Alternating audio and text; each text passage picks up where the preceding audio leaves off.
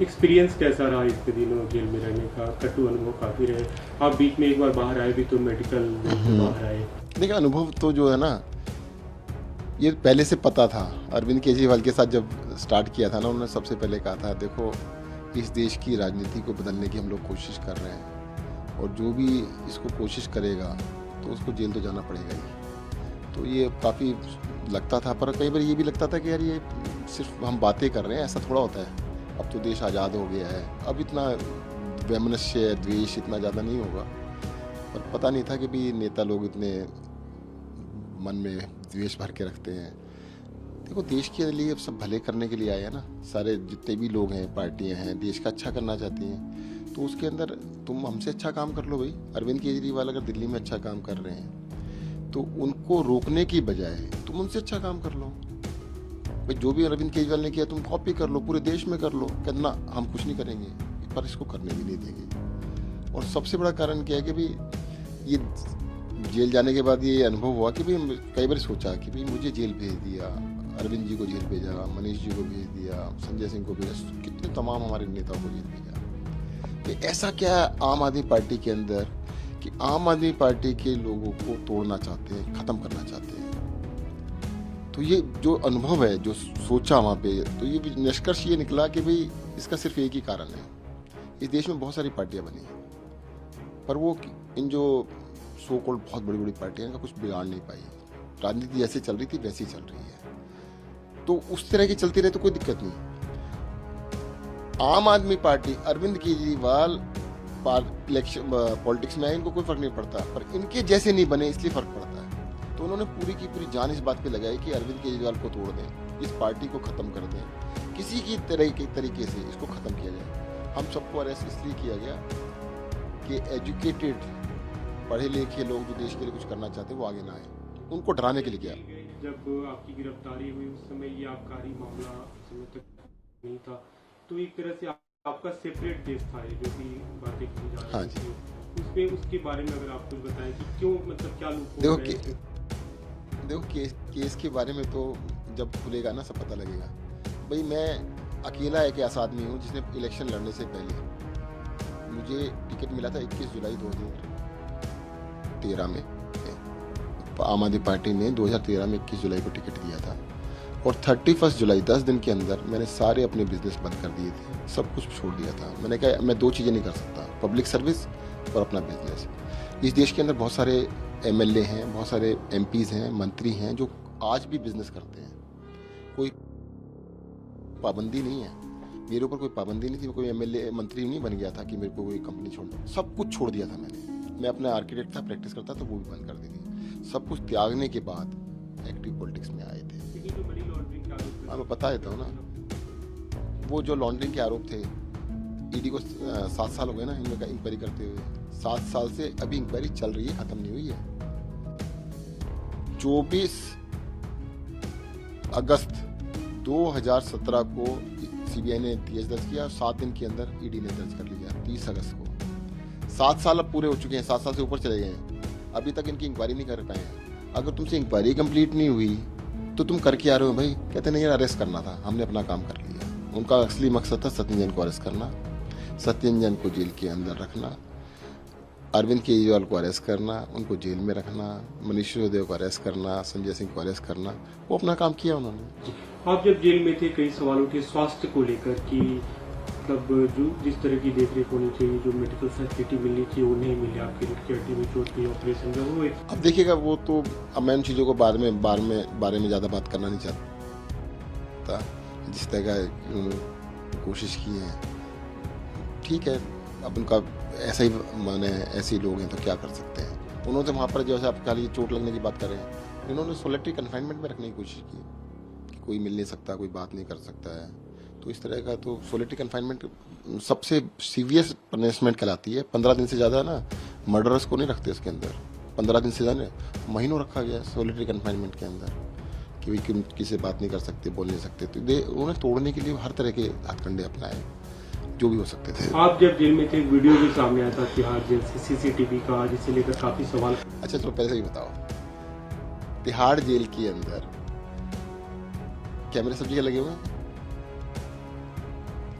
और किसी चीज़ की फुटेज क्यों नहीं मिल रही आपको? वहाँ पे क्रिमिनल्स भी हैं बहुत सारे, उनकी फुटेज क्यों नहीं मिल रही? सत्येंद्र जैन की क्यों मिली? ये कहते हैं सत्येंद्र जैन के लिए ना देखिएगा क्या शानदार खाना खा रहे हैं, खीरा, टमाटर, संतरा और केला, ये 4 चीज़ें थी। आपकी नॉलेज के लिए मैं बता दूं, जब मैं जेल गया था मैंने 1 साल तक अन्न नहीं खाया था, और वहां से खरीद के अंदर पैसे दे के खरीद बिल दिखा सकता हूँ, सारे बिल है। कहते सत्येंद्र ने पानी पिया, अरे भाई साहब खरीद के पिया, बिसलेरी का पानी वहाँ मिलता है सबके लिए, मेरे लिए अलग से नहीं है। सत्येंद्र जैन के देखो टीवी लगा हुआ था, अरे भाई टीवी मेरे यहाँ नहीं लगा, सबके यहाँ टीवी लगा हुआ था। अगर मेरे यहाँ लगा तो कोई अलग से नहीं था, मेरे साथ तो ये अलग से ये था कि मुझे अकेले रखा गया था। मैंने बाद में लिख के दिया उनको, डॉक्टर ने मुझसे कहा भाई इनको अकेले न रख के साथ में रख लो, कहते नहीं अकेले रखेंगे, इसको तोड़ना चाहते हैं हम। तो मेरे साथ अत्याचार किया गया। जो वीडियो की आप बात कर रहे हैं वो एक अति जिसे कह सकते हैं। अरे मुझे सर्जरी हुई थी, मुझे डॉक्टर्स ने कहा था बेड रेस्ट नहीं, एक्सक्लूसिव बेड रेस्ट कि मेरे को कहा गया था। मुझे अस्पताल में रखना था कि वहाँ के स्टाफ ने बोला कि जी हम आपको ओपीडी में ना रख के, हम आपको चक्की कहते हैं, अपने रूम को कहते हैं, वहाँ रख लेते हैं और फैसिलिटी वहाँ पे देते हैं। मैंने कहा मुझे जब झुकना मना है, मैं कुछ उठा नहीं सकता, कम से कम 1 महीने के लिए एक्सक्लूसिव बेड रेस्ट किया गया था कि 1 महीने तक आपने हिलना भी नहीं है। तो उस टाइम पर मेरे पैरों में इसमें बहुत ज़्यादा पेन था, तो उन्होंने अरेंज किया था। अच्छा आप कह रहे हो मसाज की बात कर रहे हैं, चलो कभी ये पूरे कपड़े पहन के मसाज होती है? आपने वो वीडियो दोबारा देख लेना, खोल के देखना। अरे भाई फिजियोथेरेपी कर रहा था वो बेचारा, कहते वो मसाज करा रहे थे। आप भी करा लो भैया से, मेरे को दिखा देना। और अगर हिम्मत है ना, उस तिहाड़ जेल की जो एक्चुअल में मसाज होती है उनकी फोटो निकाल के दिखाओ ना, उनकी तो नहीं दिखाते। अगर आप लोगों ने एक आदमी बीमार है, उस बीमार आदमी का इलाज ना होने देने के लिए तो उसको मारने की इच्छा थी क्या? मारना तो वैसे ही फांसी दे दो, उसके लिए तुम्हारे को कहते हैं क्या करने की जरूरत थी? तो मुझे लगता है ये इनकी डर्टी पॉलिटिक्स है, गंदी पॉलिटिक्स में उतर गए। और मैं ये जानना चाहता हूँ इनसे, चलो अगर बीजेपी वाले कहते हैं कि ये है वो है, वो आज क्यों नहीं चला रहे थे? गुजरात इलेक्शन थे तो वो चलाना चालू कर दिया। सत्येंद्र जैन ये खा रहा, ये नहीं बताया उन्होंने कभी टीवी पे कि सत्येंद्र जैन ने 1 साल तक खाना नहीं खाया। मेरा 40 किलो वजन कम हो गया था, एंड आई बस डॉक्टर को तो जब मैं बाहर आया था तो उनको तो ये लग रहा था पता नहीं इसको मरना जाए, वो तो उन्होंने कभी नहीं दिखाया, वो तो कभी नहीं बताया कि हाँ जी सत्येंद्र जैन मर सकता था। ये चीज बताइए आपको कभी उन्होंने कि मरने वाले? पार्टी की तरफ से जब आप जेल के भीतर थे तो ये सवाल उठते रहे कि क्योंकि जेल अथॉरिटी जो जेल का जो वहाँ के स्टाफ है या जो एडमिनिस्ट्रेशन है वो एलजी को रिपोर्ट करता है, केंद्र सरकार को रिपोर्ट करता है, तो इसलिए भी ज्यादती की जा रही है, आरोप लगाया। ये सबको पता है, तो इस बात में जाने की जरूरत नहीं है। देखो मैं यही तो कह रहा हूँ कि ये लोग सोचते हैं हम अत्याचार करके तोड़ लेंगे। मकसद क्या था अत्याचार करने का? मकसद क्या है? मेंटली उसको डिस्टर्ब करना, उसको तोड़ना, पर ये कर नहीं पाए। आम आदमी पार्टी का कोई भी कार्यकर्ता टूटने वाला नहीं है।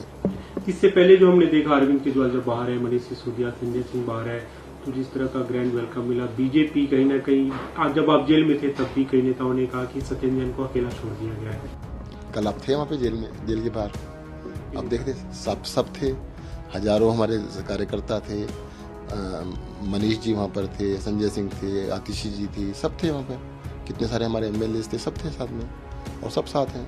अभी आपकी आगे की क्या, क्योंकि चुनाव लड़ने को लेकर जो बातें, देखो मैं बताऊँ, हम पार्टी के कार्यकर्ता हैं, पार्टी जैसे कहेगी वैसे करेंगे, और चुनाव लड़ना या न लड़ना इतना इम्पोर्टेंट नहीं है, जनता के लिए काम करना इम्पोर्टेंट है। आपके जो भी आपसे जुड़े लोग रहे, हमने देखा भी कि इलाके में एक्टिव रहे, आप क्या चुनावी राजनीति में फिर से लौटना चाहते हैं, चुनाव लड़ना चाहते हैं? मैंने बताया ना, अगर पार्टी कहती है तो पार्टी जो कहेगी, हम ये कहेंगे, पार्टी छोटे से छोटा काम करे, बड़े से बड़ा काम करे, हम वो करेंगे। जी, आप मंत्री रहते हुए कई जो अरविंद केजरीवाल आज भी कहते हैं, कई बार जिक्र करते हैं कि जो वो मोहल्ला क्लिनिक का मॉडल हो या कई सारे काम जो आपने शुरू किए थे, अभी के समय में कहीं ना कहीं उनकी स्थिति ठीक नहीं है, जो आरोप लगते रहे। देखो अरेस्ट करने का एक बहुत बड़ा कारण था कि मोहल्ला क्लिनिक्स को बंद किया जाए, उनको चलने से रोका जाए। दिल्ली के अंदर हॉस्पिटल्स में 18,000 नए बेड्स बन रहे थे, दुनिया के अंदर सबसे बड़ा एक्सपेंशन चल रहा था ये, उनको कामों को रोका जाए। वो सफल हुए उसमें, काफ़ी हद तक उन्होंने रोका भी। यमुना नदी को साफ़ कर रहे थे, अरविंद केजरीवाल ने कहा था कि इलेक्शन से पहले यमुना को साफ़ करनी है, मेरे को स्पेसिफिक ये टारगेट दिया गया था, वो साफ़ ना हो पाए। ये तो देशद्रोह की तरह से लगेगा कि तुमने देशद्रोह किया है बीजेपी वालों ने, कि तुम जनता के सारे काम रोकना चाहते हो। पर कोई बात नहीं, हम लड़ेंगे, काम करेंगे, पीछे नहीं हटेंगे। अभी फिर से यमुना नदी की तस्वीर दिख रही है, कालिंदी पुल पे फॉग का पूरा तरह से घिरा हुआ। बीजेपी वो वीडियो निकाल रही है जिसमें आप बगल में खड़े, अरविंद केजरीवाल खड़े, 5 साल में यमुना में डुबकी लगा के दिखाएंगे। अच्छा, तो पता लग गया ना उसी से आपको क्लियर हो गया ना क्यों किया गिरफ्तार, कि सत्येंद्र जैन को अरेस्ट करने का कारण क्या था। यही कारण था जो आपने बताया कि भाई ये काम रुकवाने हैं। अगर यमुना साफ हो गई तो बीजेपी वाले किसको शक्ल दिखाते। कोई बात नहीं, आपने डिले कर दिया ना, 1-2 साल डिले कर दिया, कर देंगे, बिल्कुल करके दिखाएंगे। यमुना भी साफ करके दिखाएंगे, सारे काम करके दिखाएंगे। आप फिर सरकार में लौटना चाहते हो, काम करना? नहीं, हम काम करेंगे। देखो, आम आदमी पार्टी कार्यकर्ताओं की पार्टी है, हम आम आदमी पार्टी के कार्यकर्ता हैं और कार्यकर्ता सबसे ताकतवर है इस पार्टी के अंदर, हम मिल के काम करेंगे। अभी लोकसभा चुनाव था, उसका परिणाम काफ़ी निराशाजनक रहा आम आदमी पार्टी के लिए। हरियाणा में भी आम आदमी पार्टी कुछ नहीं कर पाई। अब लगता है दिल्ली विधानसभा चुनाव अच्छा बीतेगा आम आदमी पार्टी के लिए? देखो, जनता को ना इस बारे में आपको समझना पड़ेगा, जनता कैसे सोचती है। लोकसभा के अंदर जनता को नहीं लग रहा था कि आम आदमी पार्टी सरकार बनाने जा रही है, क्लैरिफाई नहीं था। अगर उनको लगता कि अरविंद केजरीवाल प्रधानमंत्री बनने जा रहे हैं या अरविंद केजरीवाल केंद्र के अंदर बनने जा रहे हैं तो जरूर सातों की सातों सीटें दिल्ली में आती। उनको नहीं लग रहा था, तो इसलिए थोड़ी सी कमी रह गई। दूसरी बात ये भी है कि प्रचार में कमी रही हमारी। प्रचार में कमी क्यों रही है? समय नहीं मिला। अगर हमें प्रचार करने देते दिल्ली की सातों सीटें आ जाती।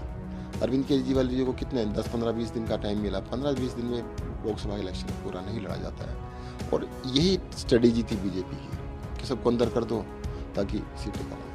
जी, आप जब बाहर थे एक तरह से अरविंद केजरीवाल आपके नेता रहे, आज भी हैं मुख्यमंत्री के तौर पे, लेकिन वो थे तब। आप जब बाहर निकले तो मुख्यमंत्री बने। देखिए, मुख्यमंत्री से कोई बहुत बड़ी चीज़ नहीं है। आपको लगता है कि मुख्यमंत्री होना या ना होना बहुत बड़ी बात है।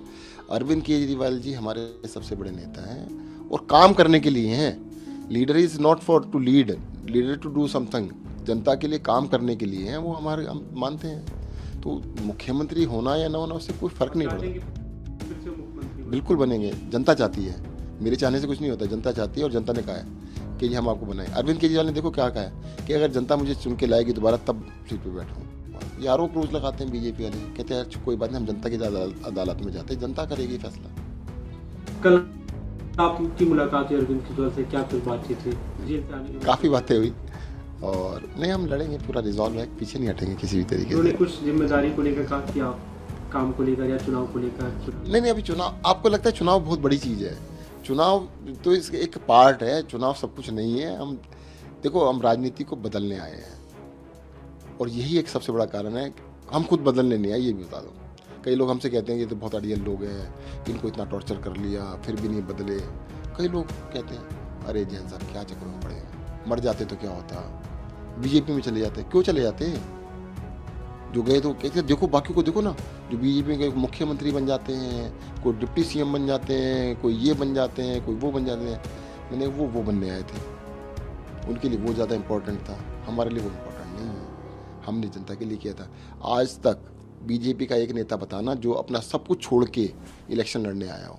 मैं सत्येंद्र जैन आपके सामने बैठा हूँ, सब कुछ छोड़ा था मैंने। जिस घर में आप मेरा इंटरव्यू ले रहे हैं, 45 ईयर से इसी घर में रहते हैं, 45 साल हो गए हैं रहते हुए इस घर के अंदर। मेरे फादर ने घर बनाया था, यहीं पे हम रहते हैं। एक अंतिम सवाल सर, प्रदूषण को लेकर काफी खड़े हुए हैं आपकी सरकार पे कि 10 साल से आप शासन में हैं, लेकिन इस समय हर साल इसकी गड़बड़ हो जाती है।